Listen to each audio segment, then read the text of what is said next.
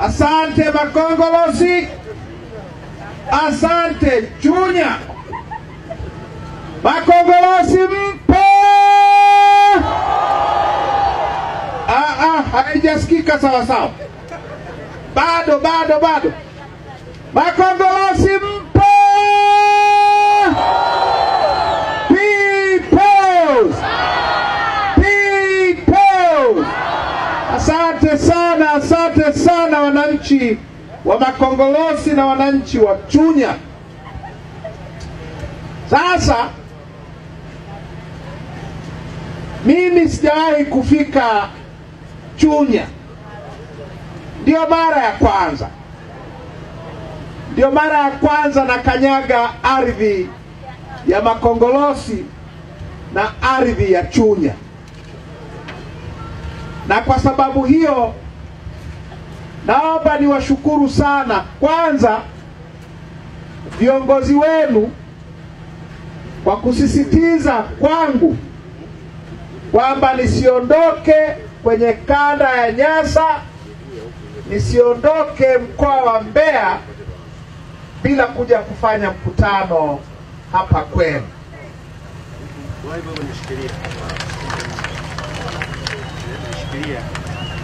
Kuna wapo waliokuwa wanasema niende mahali ambapo nimeshafika. Viongozi waliposema lakini mwenyekiti hujawahi kwenda Chunya, nikakubali mara moja kubadilisha ratiba ili nije kwenu kuzungumza na nyie leo. Na pili, niwashukuruni sana kwa mkutano huu. Uwanja umejaa. Nafikiri sitakosea nikisema sehemu kubwa ya Makongolosi iko hapa. Na washukuruni sana. Sasa ndugu zangu, huu ni mwaka wa uchaguzi. Ni mwaka wa uchaguzi. Kwa sababu ni mwaka wa uchaguzi, lazima tuzungumze maswala ya uchaguzi. Tuzungumze uchaguzi wetu, mfumo wetu wa uchaguzi na taratibu zetu za uchaguzi katika nchi hii zikoje. Kwa sababu huu ni mwaka wa uchaguzi. Ndugu zangu, viongozi wote ambao wamesimama hapa wameeleza mambo mengi na mabaya ambayo wananchi mnafanyiwa. Kama wewe ni mchimbaji, unajua uchimbaji imekuwa ni kazi ya hatari. Kwa hulka yake tu kazi ya uchimbaji huwa ni kazi ya hatari. Lakini sasa kuna hatari nyingine, hatari ya serikali.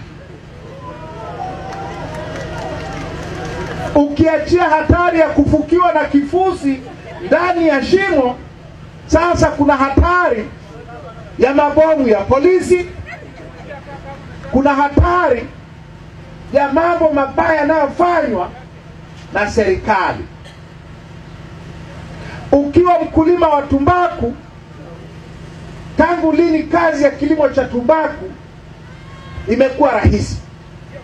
Haijawahi kuwa rahisi hata kidogo. Sasa ugumu unaongezwa na serikali. Ugumu unaongezwa na nini?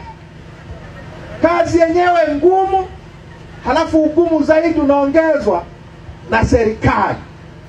Serikali inaleta taratibu ambazo zinawanyonya wakulima wa tumbaku. Badala ya kuwapa nafuu, zinawaongezea shida. Kama ni mkulima wa ufuta au zao lingine lolote nchi hii, kazi ya kilimo nchi hii ni ngumu. Inafanywa ngumu zaidi na serikali. Stakabadhi ghalani, mara nini, mbolea ya ruzuku, mradi unaongezewa mizigo na kausha damu vile vile.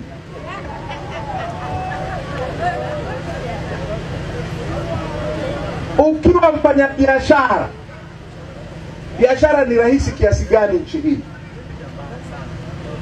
Ukifanya hata uuze maandazi, unaambiwa leta, toa hela.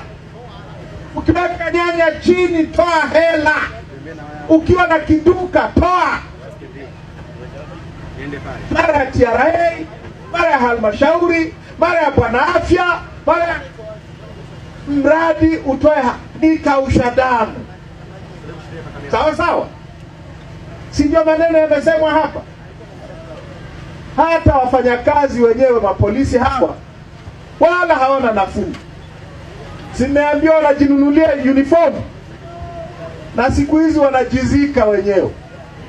Mimi baba yangu mdogo alikuwa askari polisi, alipofariki alizikwa na serikali. Leo polisi hao wanakatwa hela, wanaita wenyewe mfuko wa kuzikana, badala ya kuzikwa na serikali. Kazi ya upolisi ni rahisi kiasi gani? Kwenye kila hatari wapo. Ndio maana, kwa sababu kwenye kila hatari wapo, ndio maana huwa wananunuliwa uniform. Ndio maana ikitokea amefariki anazikwa na serikali. Sasa hivi wanakatwa hela ili wajizike wenyewe. Na hizo wakikatwa mishahara ya hela za kujizika wenyewe, na hizo zinaliwa vile vile. Halafu wakija huku kwa wananchi, wanakuja wana hasira, utafikiri tumewaibia.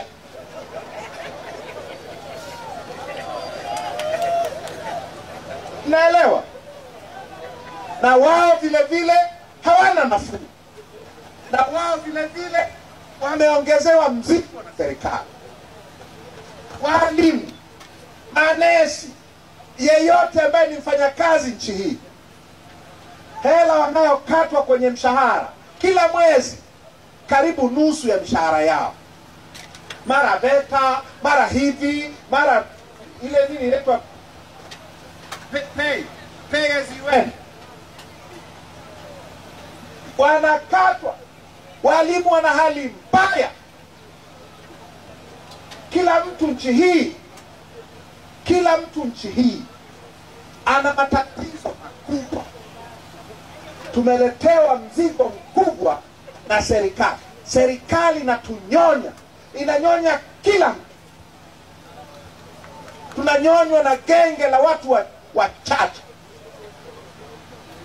Sasa matatizo yote haya yana uhusiano gani na uchaguzi? Si tumesema tuzungumze habari ya uchaguzi? Haya matatizo yetu yote haya yana uhusiano gani na uchaguzi? Kwa nchi yetu na kwa nchi nyingine, uchaguzi ni namna pekee ya kupata viongozi. Au nakosea? Hupati rais bila uchaguzi. Hii sio nchi ya kifalme, na hii nchi sio ya kijeshi. Tunapata rais kwa kupitia uchaguzi.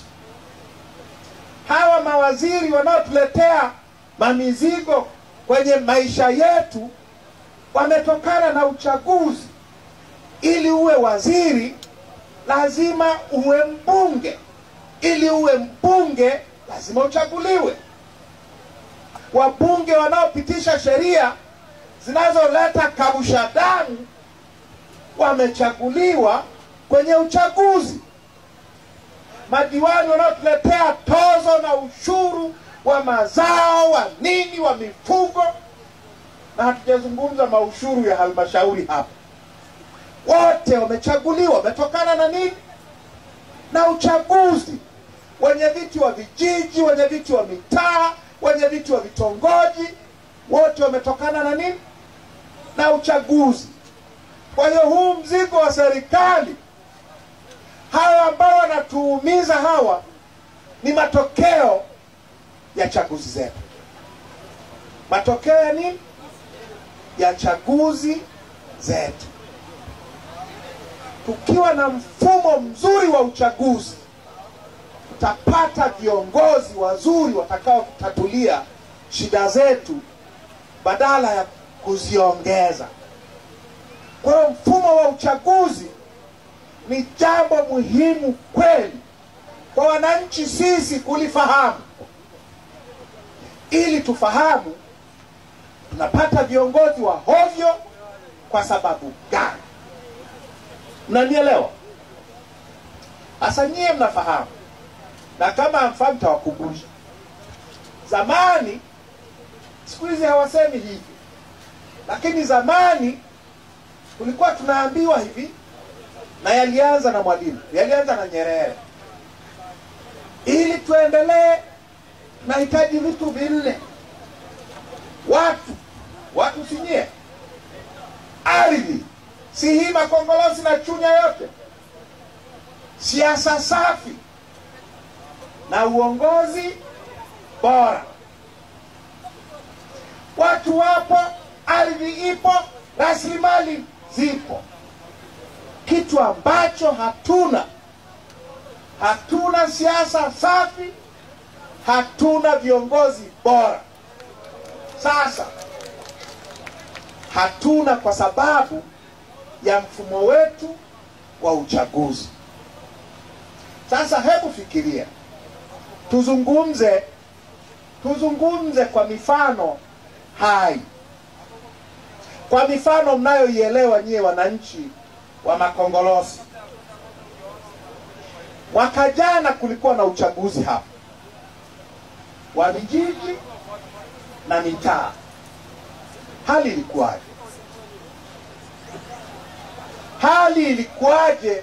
Makongolosi na Chunya mwaka jana kwenye uchaguzi wa vijiji na mitaa? Nimeambiwa hivi kwa hapa, kwenye uchaguzi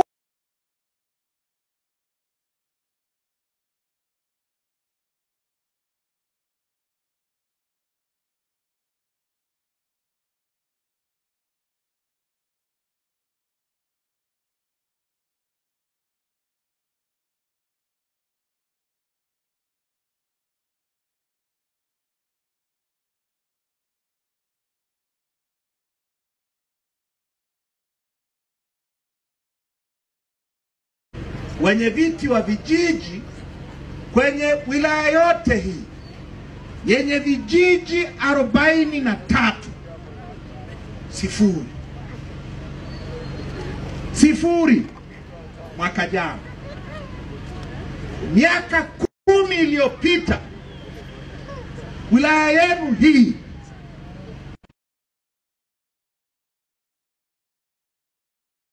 miaka 10 iliyopita 2014.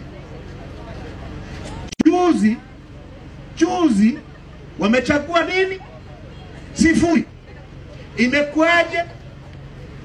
Ni kwa sababu ya mfumo wetu wa uchaguzi. Hawa ma CCM wamefuta wagombea wote wa upinzani. Nasema uongo? Wamefuta wagombea wote wa upinzani.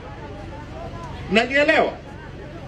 Twende kwenye mtaa, uchaguzi wa mitaa. Hapa si mji mdogo. Miaka 10 iliyopita mji mdogo wa Makongolosi wenye vitongoji 24 vitongoji 24, si ndivyo viongozi? Mlichagua wenye viti wa vitongoji 7 wa Chadema. Leo juzi amepatikana mmoja tu. Mmoja. Miaka 10 iliyopita walikuwa 7. Leo mnaye. Kwa sababu gani? Kwa sababu waliengua kila mgombea wa Chadema. Tunaelewana? Sasa hebu fikiria, Huyo mwenyekiti wa kijiji ambaye amepita bila kupingwa, hajachaguliwa, hamjamchagua nyewe wananchi, atakutetea wewe? Wewe ukikabwa huko mgodini, unanyang'anywa duara lako, atakuja kukusaidia? Ukikabwa hapa na watu wa halmashauri, unaambiwa toa hela, toa hela, toa hela, huyu ambaye hujamchagua amepita bila kupingwa, atakuja kukutetea? Kwa hiyo shida zinatokana na nini? Zinatokana na uchaguzi.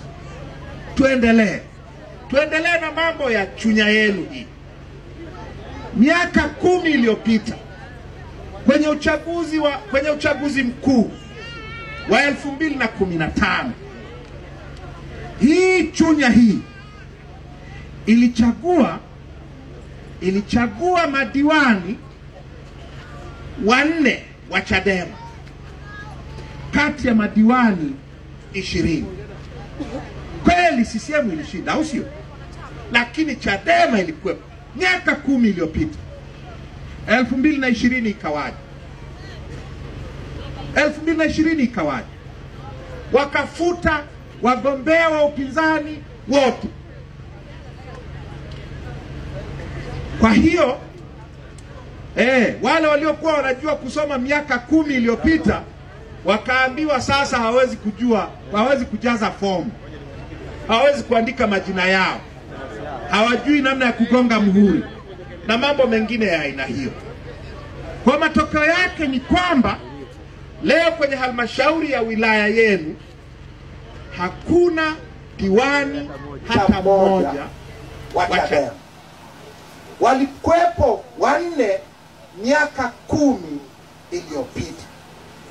Sasa fikiria, wakileta tozo ya mazao, wakaleta tozo ya mifugo.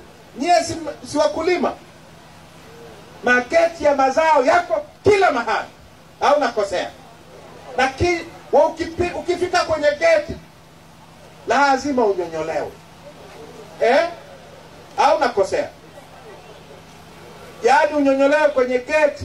Ukifika hapa makongolosi vile vile hawakuaji. Ukiwa mfugaji hivyo hivi, ng'ombe akiwa zizini wanakunyonyoa. Ukitaka kwenda kumuuza inabidi upate kipande cha bwana mtendaji, sio? Unakipewa bure, wanakunyonyoa. Ukifika mnadani wanakuambia toa makanyagio, unanyonyolewa. Ukimchinja utachinja bure. Bwana mifugo anakuja anashikashika hivi eti alifanya anapima, anakunyonyoa. Ukinunua nyama mama ntilia, unataka kuuza wali wapita njia tule kama mimi, utauza wali hivi hivi, wanakunyonyoa. Mchoma mishkaki unanyonyolewa. Makongoro wanakunyonyoa. Imebaki ngozi, utauza ngozi bure nchi hii, unanyonyolewa. Sasa utapata chochote? Hali yako itakuwa nafuu? Na yote hii ni kwa sababu ya namna tunavyochagua. Unanielewa? Kwa sababu huku kunyonyolewa kote huku ni maushuru yaliyopitishwa na madiwani ambao hamjawachagua kwa sababu wamepitishwa bila kupingwa. Unanielewa? Unanielewa? Sasa ndugu zangu, tunaendelea namna hii. Tunakwendaje mbele na chaguzi za aina hii? Hii habari ya Chunya, habari ya makongolosi ndio habari ya Tanzania. Leo mkutano huu ni mkutano wa 12 tunafanya tangu siku ya Jumapili.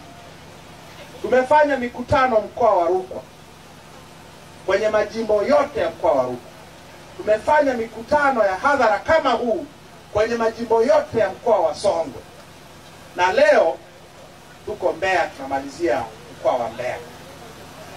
Hii ndio hadithi ya mkoa wa Mbeya, ndio hadithi ya mkoa wa Songwe, ndio hadithi ya mkoa wa Rukwa, ndio hadithi ya Tanzania nzima.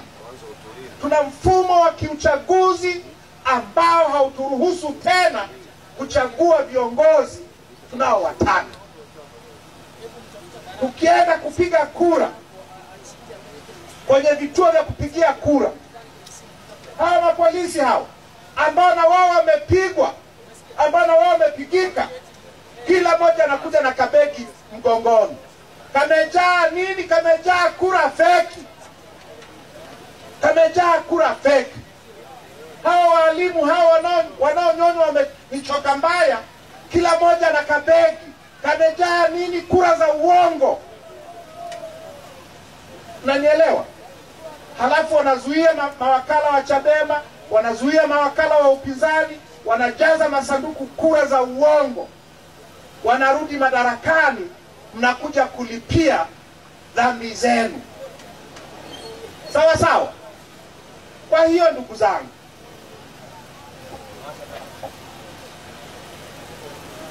utaratibu huu ukoje? Huu utaratibu wa uchaguzi zetu ukoje? Ni utaratibu wa CCM. Mnanifahamu? Tume ya uchaguzi inayoitwa Tume Huru ya Taifa ya Uchaguzi haina uhuru wowote, ni tume ya CCM. Mwenyekiti wake anateuliwa na rais, na Rais Samia ni mwenyekiti wa CCM. Kwa hiyo anateua mwenyekiti wa tume CCM. Makamu mwenyekiti wa tume ni CCM, kwa sababu anateuliwa na mwenyekiti wa CCM. Wajumbe wote wa tume ni CCM. Mkurugenzi wa halmashauri ya wilaya hapa CCM, ameteuliwa na mwenyekiti wa CCM. Hawa watendaji wa kata wanaosimamia udiwani, ma-CCM watupu. Mnanielewa? Na hawa walimu wanaokuja kusimamia kwenye vituo, ma-CCM watupu. Watatendaje haki? Watatendaje haki? Kwa kuanzia juu mpaka chini, kuanzia juu mpaka chini ni mfumo wa CCM. Ndio maana ya matokeo haya ya uchaguzi. Ndio maana ya sifuri hizi. Hizi sifuri hazijatokana na kura za wananchi, zinatokana na mfumo wa uchaguzi kuwa mfumo wa CCM. Sasa baada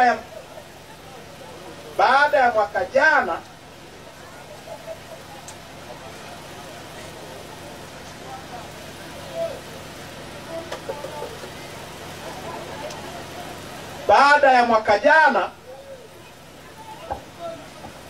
baada ya matokeo ya mwaka jana, tukakaa kwenye chama, tukakaa kwenye kamati kuu kuzungumza hii habari.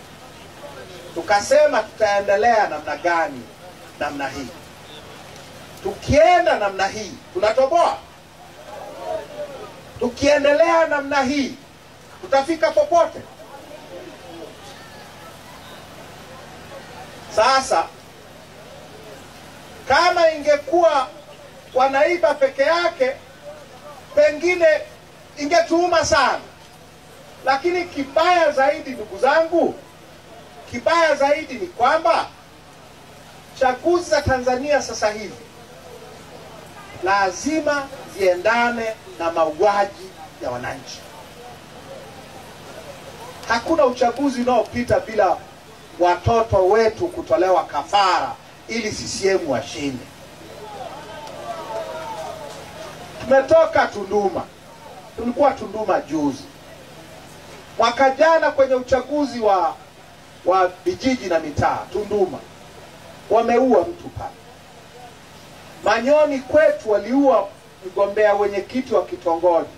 Kapigwa risasi 4 na polisi mbele ya mke wake na watoto wake nyumbani kwake, ili kesho yake asichaguliwe mwenyekiti wa kitongoji. Kama unaua mwenyekiti wa kitongoji, ikifika kwenye urais itakuwaje? Inakuwaje? 2020 waliua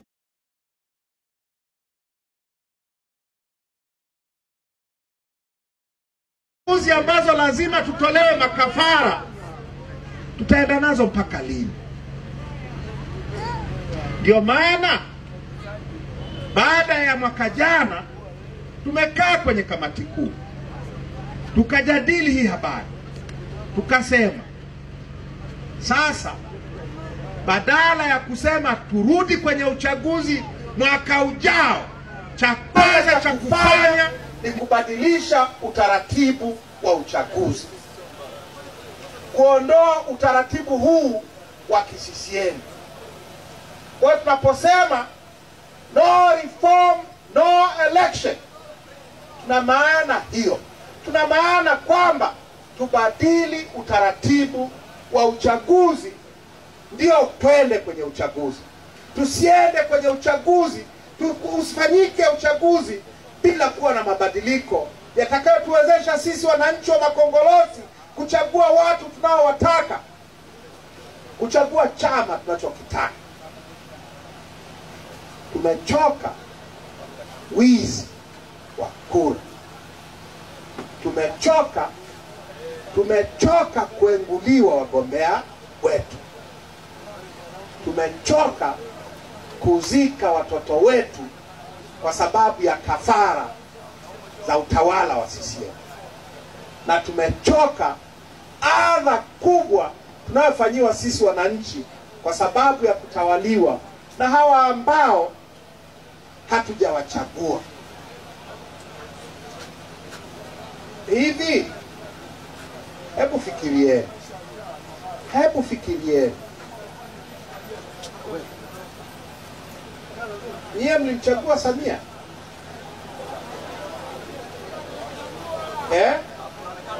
Mlimchagua? Mlimchagua Magufuli?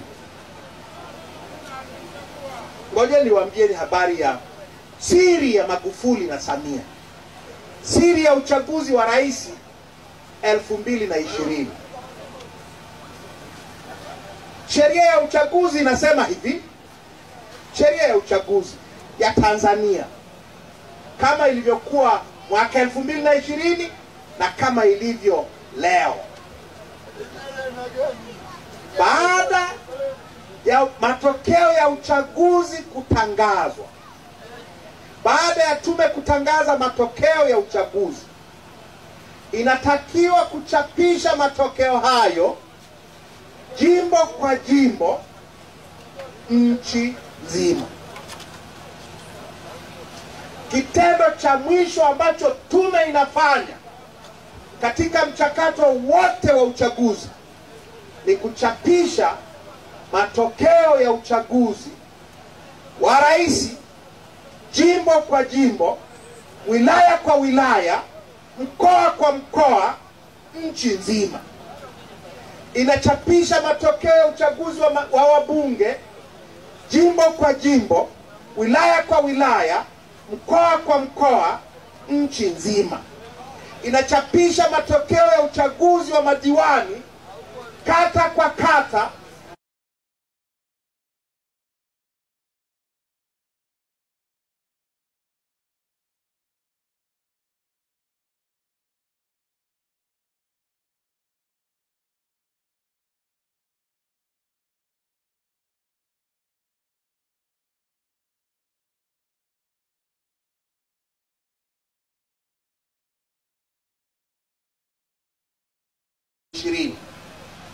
ya madiwani yamechapishwa kata kwa kata, wilaya kwa wilaya, mkoa kwa mkoa, Tanzania nzima.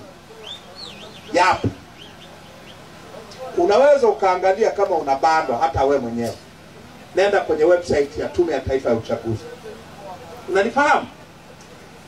Kwenye website hiyo hiyo tume imechapisha matokeo ya wabunge. Ukitaka kujua mbunge wa Lupa alipata kura ngapi, yako pale.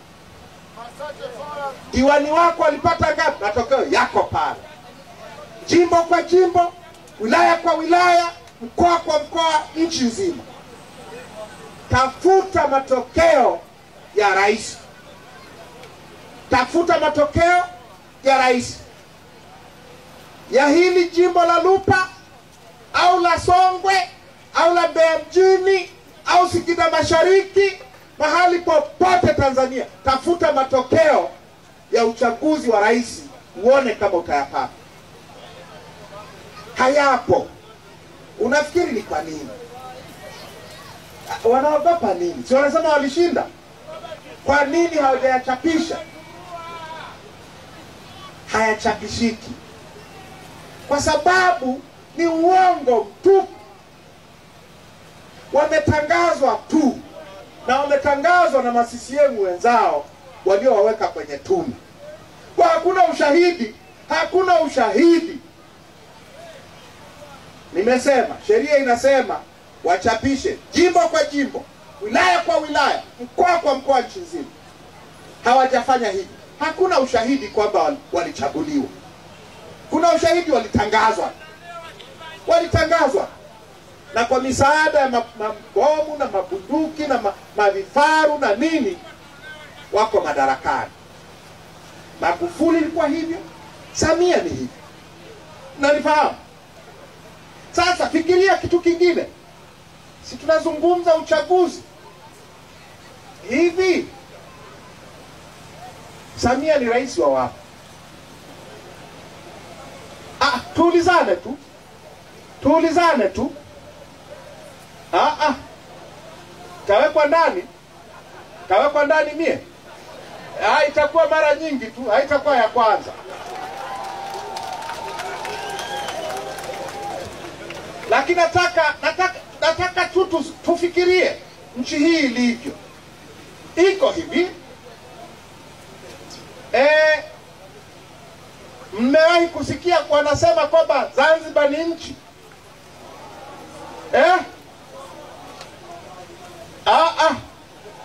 Zanzibar haina rais. Sasa ina rais kwa sababu wanasema wenyewe Zanzibar ni nchi. Ndio maana ina rais. Na wanasema vile vile kwa sababu Zanzibar ni nchi, rais wa Zanzibar ni mkuu wa nchi ya Zanzibar. Sawa sawa? Yule Bwana Mwinyi yule ndio mkuu wa nchi ya Zanzibar, au sio? Zanzibar haina bunge lake. Zanzibar haina mahakama kuu yake. Hawana bendera yao. Hawana wimbo wa taifa. Sasa kama Zanzibar ni nchi na ina rais wao, Samia ni rais wa wapi? Kwa nini hamjui? Ni rais wa Tanganyika. Kwa sababu kama kule wana rais, huyu aliyebaki, bado tuna marais wawili. Mwana Mwinyi ni wa Zanzibar, huku ni nani? Huku ndio Jamhuri ya Muungano.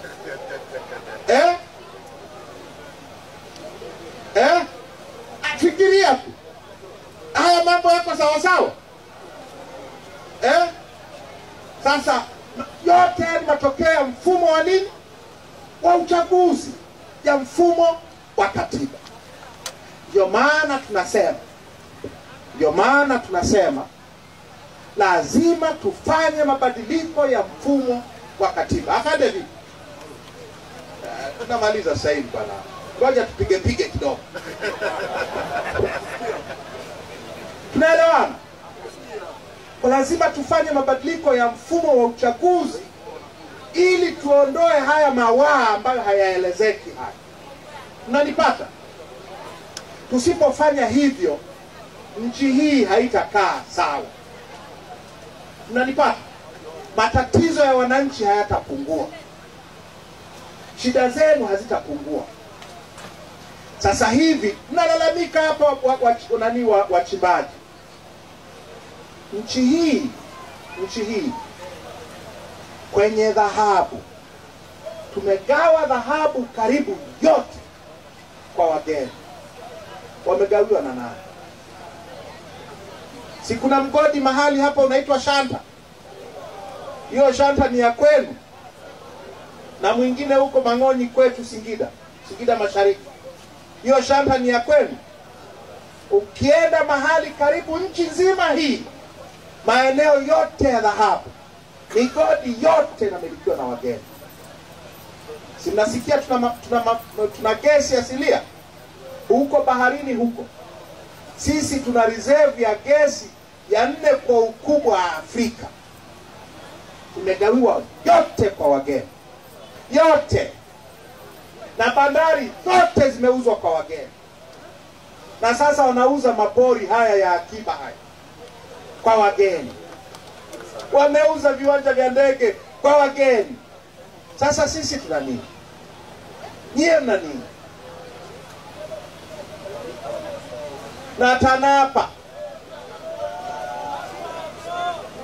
Kwa hiyo ndugu zangu, yote hayo kumbuka, yote matatizo yote haya ni matokeo ya mfumo wetu wa uchaguzi. Matokeo ya namna tunavyopata viongozi.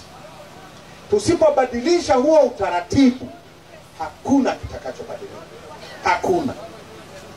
Tumejaribu na kujaribu. Sisi hatuogopi uchaguzi. Hatujawahi kuogopa uchaguzi. Mimi nilikuwa mbunge.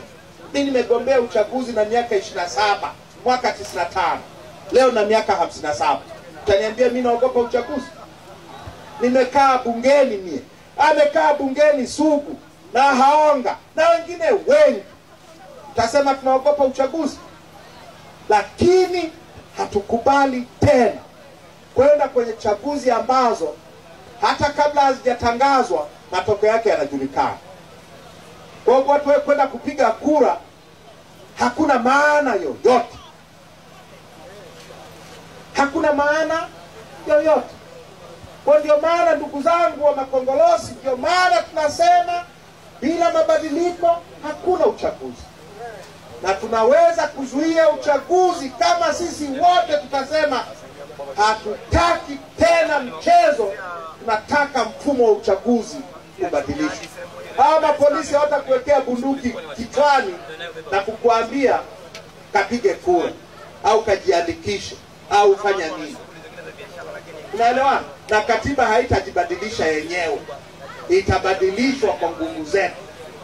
Unanipata? Kwa nani kati yenu anakubaliana na msimamo wa Chadema kwamba hakuna mabadiliko, hakuna uchaguzi? Naomba mikono yenu.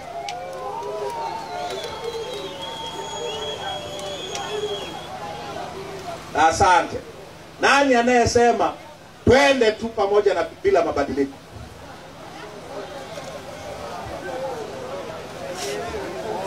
Kwa hiyo ndugu zangu, naomba nimalizie. Na naomba nimalizie kwa hili la mwisho. Hii kazi yote hii ambayo inahitajika kufanyika, mwenyekiti wa kanda amesema tutatembea nchi nzima hii. Tumeanza na kanda yenu ya Nyasa. Leo tunamaliza mkoa wa Mbeya. Kesho tunaenda kumalizia Iringa. Kwa sababu tuligawana kanda, na kama mwenyekiti alikuwa Njombe, yuko Iringa, mimi nikawa Rukwa na Songwe, Mbeya tuligawana. Kesho tunamaliza kanda ya Nyasa, Iringa. Tukitoka hapa tunaenda kanda ya Kusini. Tukitoka kanda ya Kusini tutaenda kanda ya Kati, tutaenda kanda ya Magharibi, tutaenda kanda ya Victoria, tutaenda Serengeti, tutaenda Kaskazini, tutaenda Unguja na Pemba, tutarudi kuja kumalizia Dar es Salaam. Ni kazi kubwa sana. Mnafikiri tunalipwa mahela kiasi gani ili kuifanya? Nyie mnafikiri tunaifanyaje?